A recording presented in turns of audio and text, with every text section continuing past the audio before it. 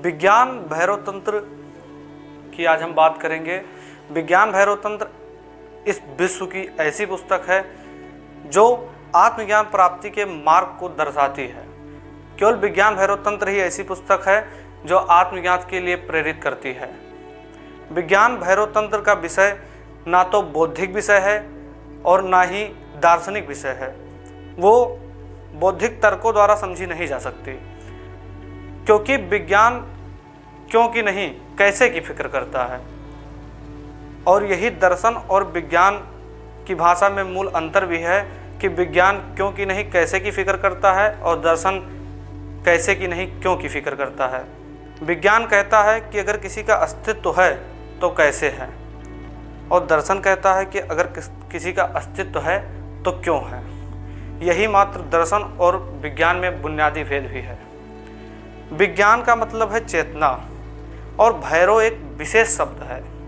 जैसे कि आज की हमारे पुस्तक का नाम है विज्ञान भैरव, तो विज्ञान का जो अर्थ होता है वो होता है चेतना, और भैरव एक विशेष शब्द है जो कि तांत्रिक शब्द है जिसका अर्थ है परागामी, पराआयामी, जो आयामों से परे हो, मतलब अपनी समझ से बाहर हो, जिसके लिए शब्द प्रयोग किया जा सकता है जो अपनी समझ में नहीं हो, जो इस आयाम से परे हो। इसीलिए भैरव को शिव भी कहते हैं, क्योंकि शिव, भगवान शिव को हम मानते हैं कि वो आयाम से परे हैं। और भैरवी मानते हैं माता सती को, माता पार्वती को, जो कि एक सतत प्रवाह को दर्शाती हैं, जो द्वैत से परे चले जाते हैं, उनको हम भैरवी कहते हैं। तो माता पार्वती पूछती हैं भगवान शंकर से, इनमें भगवान शंकर और माता पार्वती का संवाद होता है। पहले माता पार्वती भगवान शंकर से पूछती हैं कि आपका जो सतत सत्य रूप है वो क्या है, आपका यह आश्चर्य भरा जगत क्या है, विश्व चक्र क्या है, इस विश्व चक्र की धुरी कहाँ है। ये विश्व चक्र सतत प्रवाह चलता ही जा रहा है और इसका मध्य बिंदु क्या है, इसका अचल केंद्र कहाँ है। रूप की छाँव में लेकिन रूपों की यह जीवन क्या है, देश और काल, नाम और प्रत्यय पर आपका क्या मतलब है, आपका इससे क्या आशय है, इसमें पूर्णता कैसे प्रवेश करें, मेरे संशय को निर्मूल करें। इतने प्रश्न माता पार्वती ने भगवान शिव से इस पुस्तक में पूछे हैं। भगवान शिव ने इस पुस्तक में इन सारे प्रश्नों का निर्मूल दिया है, जो कि 112 विधियों में दिया गया है। हम इन विधियों को एक एक करके 112 विधियों को समझेंगे। पहले मैं इन 112 विधियों पर थोड़ा प्रकाश डालने की कोशिश करूंगा। भगवान शिव इनके जवाब में 112 विधियां देते हैं, जिन्हें अति नवीन और अति पुरातन विधियां कहते हैं।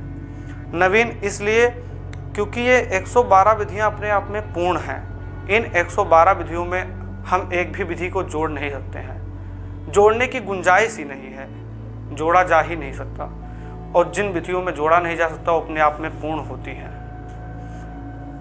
और जो ये विधियां हैं वो पुरातन इसलिए हैं क्योंकि ये पर्वतों के समान पुरानी हैं, सतत हैं, पुरातन हैं, ये वेदों के समान सतत हैं, इसलिए हम इनको पुरानी विधियां भी कह सकते हैं। और नवीन इसलिए कहते हैं क्योंकि ये सूरज के सामने खड़े ओस की बूंद की तरह ही नवीन विधि है। इन विधियों को हम पहले बौद्धिक रूप से समझने की कोशिश करेंगे। ध्यान की ये 112 विधियां बहुत ही अमूल्य विधियां हैं, जो कि भगवान शिव द्वारा बताई गई थी आत्मज्ञान प्राप्ति के लिए। इन विधियों का साक्षात्कार निश्चित सचेतन मन से किया जा सकता है, लेकिन तर्क विहीन हो। और हम क्या समझते हैं कि जो मन तर्क कर सकता है वो मन सचेतन है, लेकिन ऐसा नहीं है। क्योंकि जब आप तर्क में उतरते हैं, कभी भी आप किसी के साथ तर्क में अगर उतरते हैं तो आपका मन स्थिर नहीं होता, और अस्थिर मन कभी सचेत नहीं हो सकता। आप किसी के साथ जब भी बहस में उतरते हैं, आप किसी के साथ वाद विवाद करते हैं, तर्क वितर्क करते हैं, तो आपका मन अस्थिर हो जाता है। अस्थिर मन कभी भी एक जगह नहीं रह सकता, इसीलिए वो मन सचेत मन नहीं कहा सकता। आपको बता दूं कि ये ये विधि जो हैं वो साक्षात्कार की दृष्टि से बड़ी महत्वपूर्ण विधियां हैं और इनमें मन के सारे आयाम, मन के सारे निर्मूल, मन के सारे विचारों का संकलन किया गया है। ये 112 विधियां अपने आप में पूर्ण विधियां हैं जो मन पर काबू के लिए बहुत ही कारगर विधियां हैं। आपको बता दूं कि तंत्र धर्म का कोई विषय नहीं है, तंत्र एक वैज्ञानिक विषय है। भले ही विज्ञान भैरव तंत्र जो पुस्तक है उसका इजाद हिंदुओं ने किया है, लेकिन हिंदुओं द्वारा इजाद की गई पुस्तक इसका मतलब ये नहीं हो जाता है कि विज्ञान भैरव तंत्र जो पुस्तक है वो हिंदुओं की पुस्तक हो जाती है। जैसे सापेक्षता का सिद्धांत जो दिया अल्बर्ट आइंस्टीन ने, वो सिद्धांत यहूदी नहीं हो जाता है, वो सार्वभौमिक है। और टेलीविज़न रेडियो का सिद्धांत जो दिया गया है वो यहूदी नहीं हो जाता है, वो एक सिद्धांत है जो कि विश्व में कहीं भी बराबर लागू होता है। उसी तरह ये विज्ञान भैरव तंत्र जो पुस्तक है वो हिंदुओं के द्वारा इजाद की गई एक पुस्तक है, एक सिद्धांत है, लेकिन ये हिंदू नहीं है। इसको कोई भी अपने यूज़ में ले सकता है, इसका कोई भी प्रण कर सकता है, इस विधियों का कोई भी पालन कर सकता है। इसे एक मुस्लिम भी कर सकता है जो कि कुरान के गहरे अर्थों को प्राप्त होगा।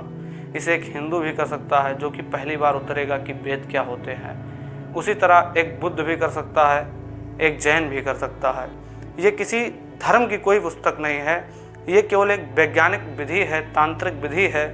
मैं आपको एक चीज़ और बता दूं कि जब आप किसी चीज़ को नहीं समझ पाते हैं तो आप उस चीज़ को गलत ज़रूर समझ लेते हैं, क्योंकि आप और हमारा जो मन होता है वो रिक्त रहना कभी भी अपने आप को नहीं समझता है कि हम रिक्त हैं। मतलब अगर मैं नहीं समझूंगा तो आप कैसे समझ सकते हैं? आप ये सोचेंगे कि मतलब जो चीज़ मैं नहीं समझ सकता हूँ वो तुम कैसे समझ सकते हो। यहीं पर समस्या खड़ी होती है। केवल जो तंत्र था वो एक बहुत ही अच्छी विधि थी लोगों को आत्मज्ञान प्राप्त करने के लिए, लेकिन तंत्र को बुरी तरह से मिटाया गया क्योंकि लोग तंत्र को नहीं समझ पा रहे थे। तंत्र के संबंध में हम 3 शब्दों को समझेंगे। 3 शब्द जो हम कह सकते हैं नैतिक, अनैतिक, अति नैतिक। नैतिक को आप और हम सभी लोग जानते हैं, अनैतिक को भी आप और हम लोग सभी लोग जानते हैं, लेकिन अति नैतिक को नहीं जानते हैं। जो नैतिक और अनैतिक से परे हो जाए वो अति नैतिक होता है। तो जो तंत्र होता है वो अति नैतिक विधि है, ना तो नैतिक है ना अनैतिक है। तंत्र कभी भी इसका पालन नहीं कर सकता है कि आप नैतिक हैं या आप अनैतिक हैं, और जब तंत्र इसका पालन नहीं करता है कि आप नैतिक हैं तो तंत्र इसका भी पालन नहीं कर सकता कि आप अनैतिक हैं। हमारे तथाकथित महात्मा जितने भी साधु संत हैं, अगर आप उनके पास जाएं और कहें कि मैं एक चोर हूं और मुझे ध्यान सिखाइए, मैं आपके शरण में आया हूं, तो पहले कहते हैं कि आप चोरी को छोड़ो, क्योंकि आप चोरी करोगे तो आप ध्यान नहीं सीख सकते हो।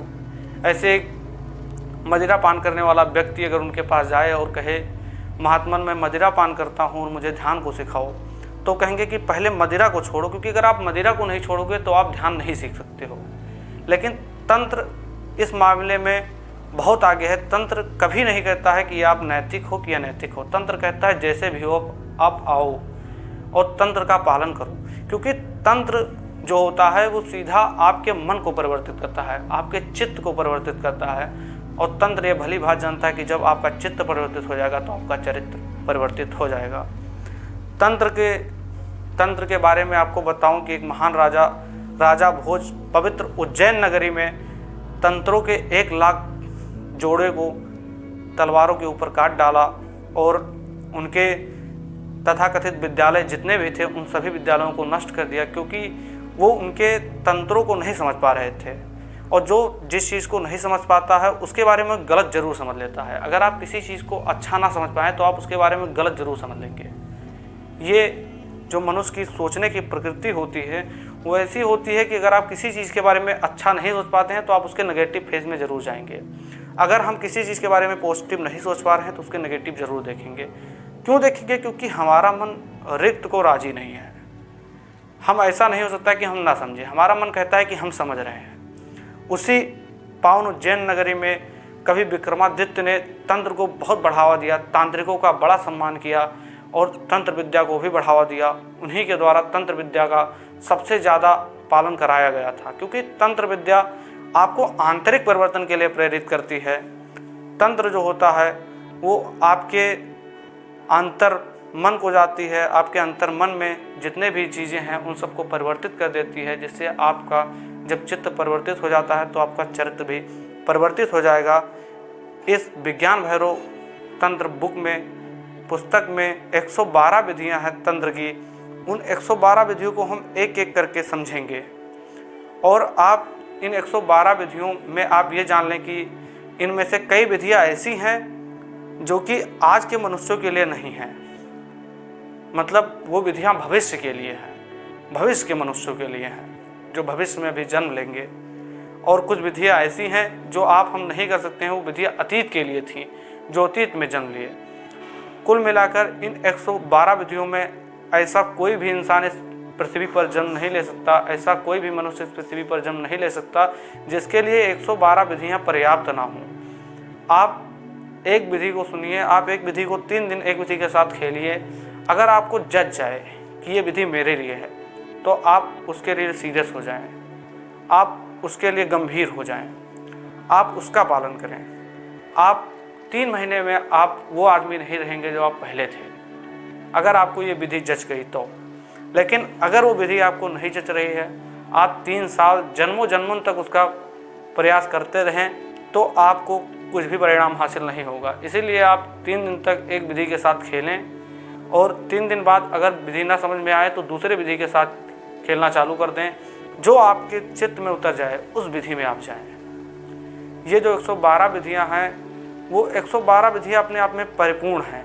112 विधियां इस पृथ्वी पर ऐसा कोई मनुष्य जन्म नहीं लिया है जिनके लिए वो 112 विधियां पर्याप्त न हो।